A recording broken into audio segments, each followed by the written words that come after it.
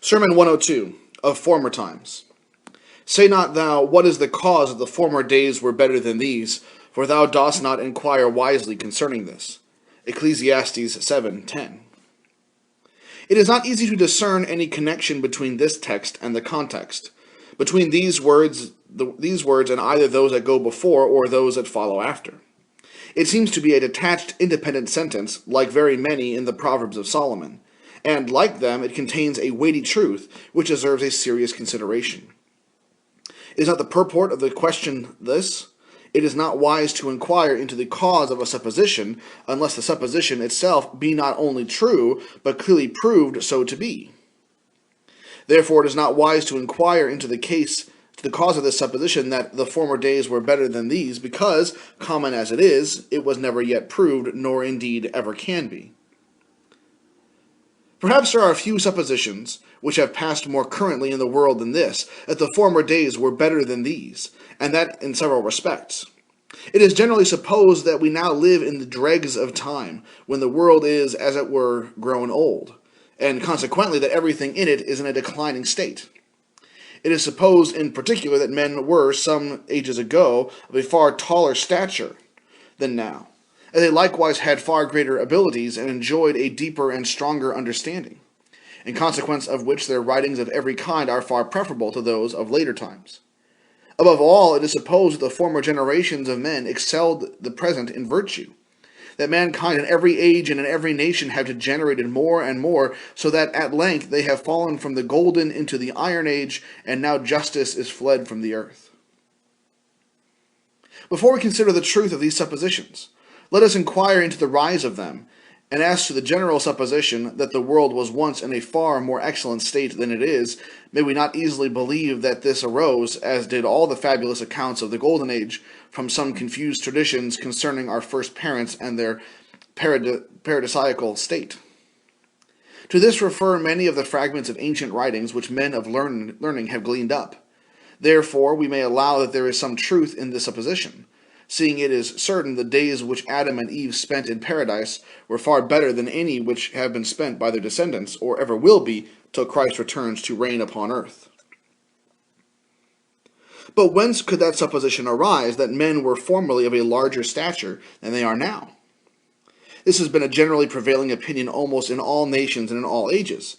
Hence, nearly 2,000 years ago, the well-known line of Virgil, Qualia nunc hominum producit corpora tellus, editor's footnote, thus translated by Pitt. Scarce 12 strong men the ponderous mass could raise, such a disgrace these dark degenerate days, end of footnote. Hence, nearly 1,000 years before him, Homer tells us of one of his heroes throwing a stone which hardly 10 men could lift.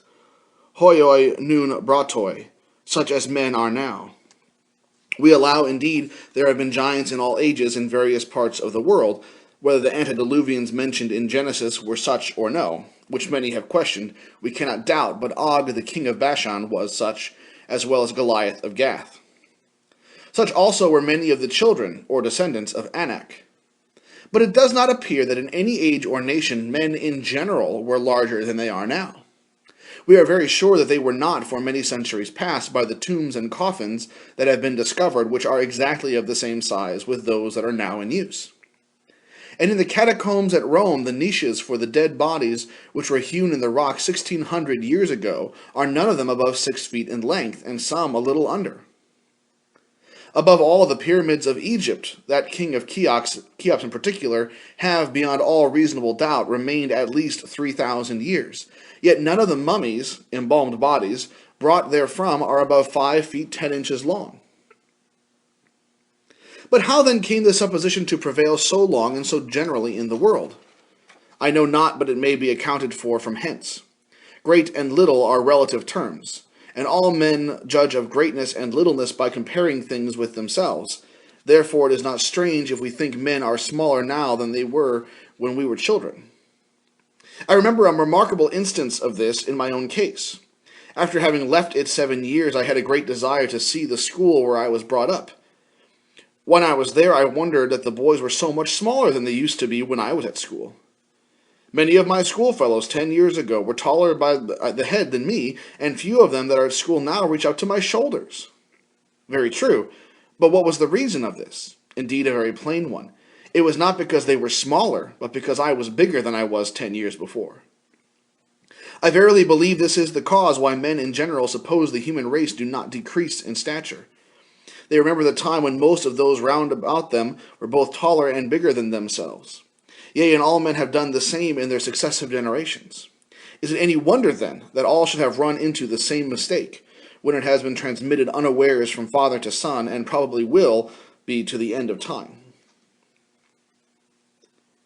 But there is likewise a general supposition that the understanding of man and all his mental abilities were of a larger size in the ancient days than they are now, and that the ancient inhabitants of the earth had far greater talents than the present. Men of eminent learning have been of this mind and have contended for it with the utmost vehemence. It is granted that many of the ancient writers, both philosophers, poets, and historians, will not easily be excelled if equaled by those of later ages. We may instance in Homer and Virgil as poets, Thucydides and Livy as historians. But this, meantime, is to be remarked concerning most of these writers, that each of them spent his whole life in composing and polishing one book. What wonder, then, if they were exquisitely finished, when so much labor was bestowed upon them? I doubt whether any man in Europe or in the world has taken so much pains in finishing any treatise.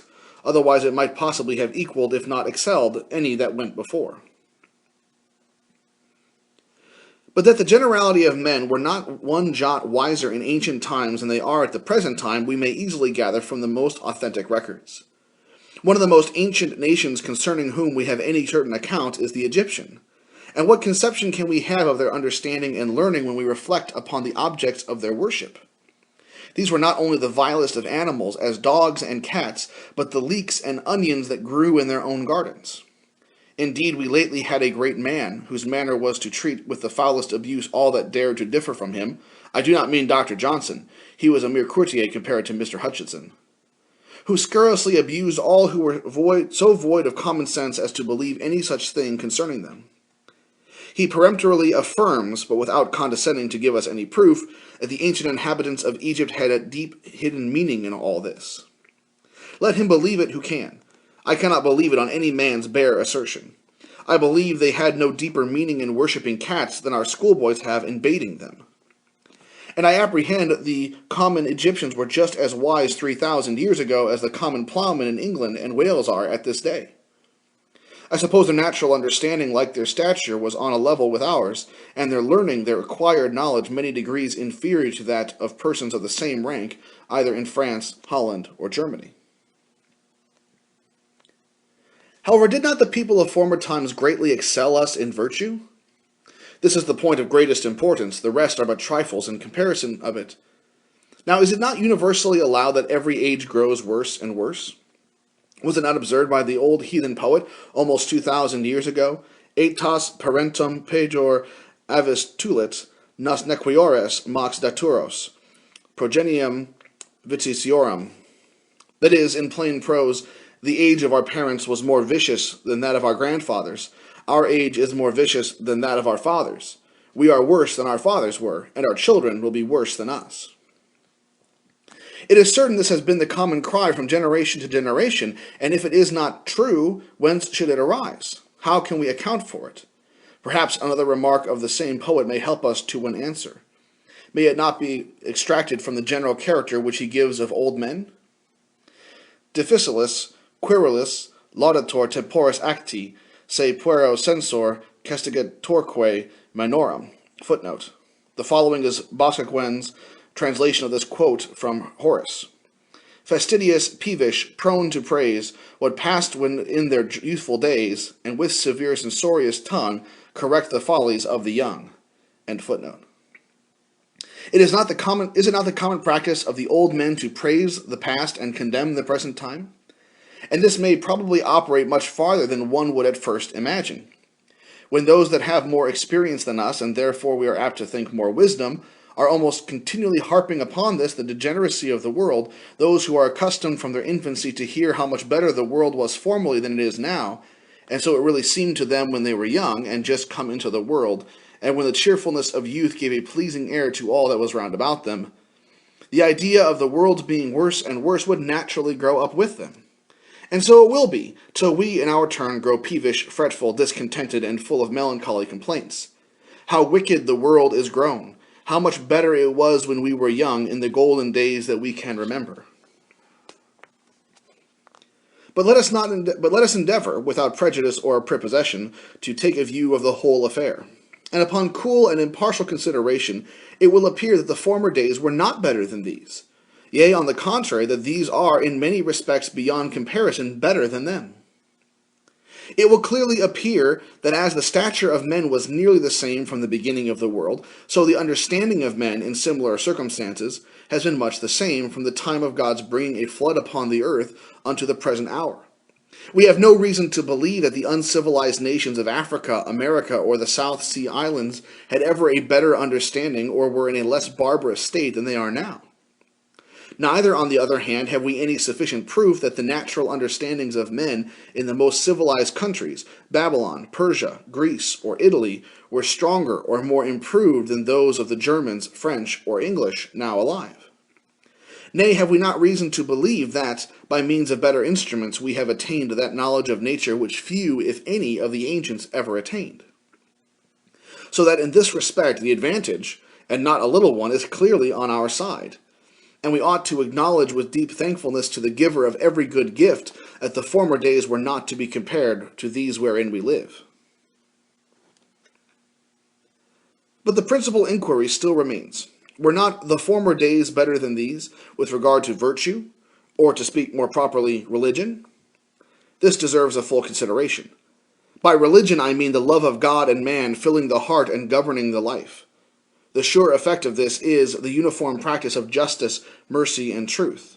This is the very essence of it, the height and depth of religion detached from this or that opinion, and from all particular modes of worship.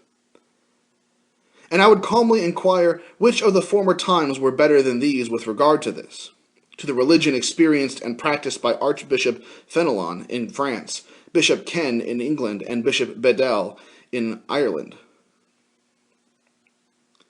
We need not extend our inquiry beyond the period when life and immortality were brought to light by the gospel. And it is allowed that the days immediately succeeding the pouring out of the Holy Ghost on the day of Pentecost were better even in this respect, even with regard to religion, than any which have succeeded them. But setting aside this short age of golden days, I must repeat the question, which of the former days were better than the present in every known part of the habitable world? Was the former part of this century better either in these islands or any part of the continent? I know no reason at all to affirm this. I believe every part of Europe was full as void of religion in the reign of Queen Anne as it is at this day. It is true, luxury increases to a high degree in every part of Europe, and so does the scandal of England, profaneness in every part of the kingdom, but it is also true that the most infernal of all vices, cruelty, does as swiftly decrease. And such instances of it as, in times past, continually occurred are now very seldom heard of. Even in war, that savage barbarity which was everywhere practiced has been discontinued for many years. Was the last century more religious than this? In the former part of it, there was much of the form of religion, and some undoubtedly experienced the power thereof. But how soon did the fine gold become dim? How soon was it so mingled with worldly design and with a total contempt both of truth, justice, and mercy, as brought that scandal upon all religion which is hardly removed to this day? Was there more true religion in the preceding century, the age of the Reformation?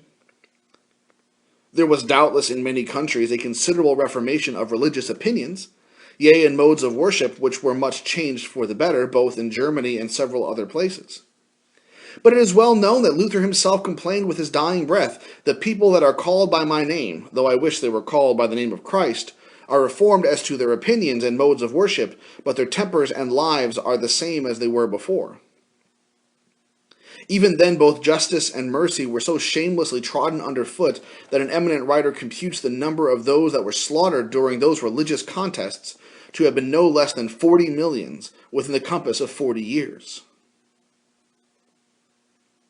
We may step back above 1,000 years from this without finding any better time. No historian gives us the least intimation of any such till we come to the age of Constantine the Great. Of this period, several writers have given us most magnificent accounts. Yea, one eminent author, no less a man than Dr. Newton, the late Bishop of Bristol, has been at no small pains to show that the conversion of Constantine to Christianity and the emoluments which he bestowed upon the church with an unsparing hand were the event which is signified in the revelation by the New Jerusalem coming down from heaven. But I cannot in any wise subscribe to the bishop's opinion in this matter. So far from it that I have been long convinced that from the whole tenor of ancient history, at this very event, Constantine's calling himself a Christian, and pouring that flood of wealth and honor on the Christian church, the clergy in particular, was productive of more evil to the church than all the 10 persecutions put together. From the time that power, riches, and honor of all kinds were heaped upon the Christians, vice of all kinds came in like a flood, both on the clergy and laity. From the time that the church and state, the kingdoms of Christ and of the world were so strangely and unnaturally blended together, Christianity and heathenism were so thoroughly incorporated with each other that they will hardly ever be divided till Christ comes to reign upon earth. So that instead of fancying that the glory of the New Jerusalem covered the earth at that period, we have terrible proof that it was then, and ever has since been, covered with the smoke of the bottomless pit. However, were not the days antecedent to this, those of the 3rd century, better beyond all comparison than any that followed them? This has been almost universally believed. Few doubt but in the age before Constantine, the Christian church was in its glory, worshipping God in the beauty of holiness. But was it so indeed? What says St. Cyprian, who lived in the midst of that century, a witness above all exception, and one that sealed the truth with his blood? What account does he give of what he saw with his own eyes and heard with his own ears? Such a one as would almost make one imagine he was painting to the life, not of the ancient church of Carthage, but the modern church of Rome. According to his account, such abominations even then prevailed over all orders of men, that it was not strange God poured out his fury upon them in blood by the grievous persecutions which followed. Yea, and before this, even in the 1st century, even in the apostolic age, what account does St. John give of several of the churches which he himself had planted in Asia? How little were those congregations better than many in Europe at this day? Nay, 40 or 50 years before that, within 30 years of the descent of the Holy Ghost, were there not such abominations in the church of Corinth as were not even named among the heathens? So early did the mystery of iniquity begin to work in the Christian church. So little reason have we to appeal to the former days as though they were better than these. To affirm this, therefore, as commonly as it has done, is not only contrary to truth, but is an instance of black ingratitude to God and a grievous affront to his blessed Spirit. For whoever makes a fair and candid inquiry will easily perceive that true religion has in no wise decreased, but greatly increased in the present century. To instance in one capital branch of religion, the love of our neighbor. Is not persecution well nigh vanished from the face of the earth? In what age did Christians of every denomination show such forbearance to each other? When before was such a lenity shown by governors toward their respective subjects, not only in Great Britain and Ireland, but in France and Germany, yea, every part of Europe. Nothing like this has been seen since the time of Constantine. No, not since the time of the apostles. If it be said, why, this is the fruit of the general infidelity, the deism which has overspread all Europe, I answer, whatever be the cause, we have reason greatly to rejoice in the effect. And if the all-wise God has brought so much great and universal a good out of this dreadful evil, so much the more should we magnify his astonishing power, wisdom, and goodness herein. Indeed, so far as we can judge, this was the most direct way whereby nominal Christians could be prepared, first for tolerating and afterwards for receiving real Christianity. While the governors were themselves unacquainted with it, nothing but this could induce them to suffer it. Oh, the depth both of the wisdom and knowledge of God, causing a total disregard for all religion to pave the way for a revival of the only religion which was worthy of God. I am not assured whether this be the case or no in France and Germany, but it is so beyond all contradiction in North America, The total indifference of the government there, whether there be any religion or none, leaves room for the propagation of true scriptural religion without the least let or hindrance. But, above all this, while luxury and profaneness have been increasing on the one hand, on the other, benevolence and compassion toward all the forms of human woe have increased in a manner not known before from the earliest ages of the world. In proof of this, we see more hospitals, infirmaries, and other places of public charity have been erected, at least in and near London, within this century than in 500 years before. And suppose this has been owing in part to vanity, desire of praise, yet have we cause to bless God that so much good has sprung even from this imperfect motive. I cannot forbear mentioning one instance more of the goodness of God to us in the present age. He has lifted up his standard in our islands both against luxury, profaneness, and vice of every kind. He caused near 50 years ago, as it were, a grain of mustard seed to be sown near London, and it has now grown and put forth great branches, reaching from sea to sea. 2 or 3 poor people met together in order to help each other to be real Christians. They increased to hundreds, to thousands, to myriads, still pursuing their one point, real religion, the love of God and man ruling all their tempers and words and actions. Now I will be so bold to say such an event as this, considered in all its circumstances, has not been seen upon earth before since the time of that St. John went to Abraham's bosom. Shall we now say the former days were better than these? God forbid we should be so unwise and so unthankful. Nay, rather let us praise him all the day long, for he hath dealt bountifully with us. No former time since the apostles left the earth has been better than the present. None has been comparable to it in several respects. We are not born out of due time, but in the day of his power, a day of glorious salvation, wherein he is hastening to renew the whole race of mankind in righteousness and true holiness. How bright hath the Sun of Righteousness already shone on various parts of the earth, and how many gracious showers has he already poured down upon his inheritance. How many precious souls has he already gathered into his garner as ripe shocks of corn. May we be always ready to follow them, crying in our hearts, Come, Lord Jesus, come quickly.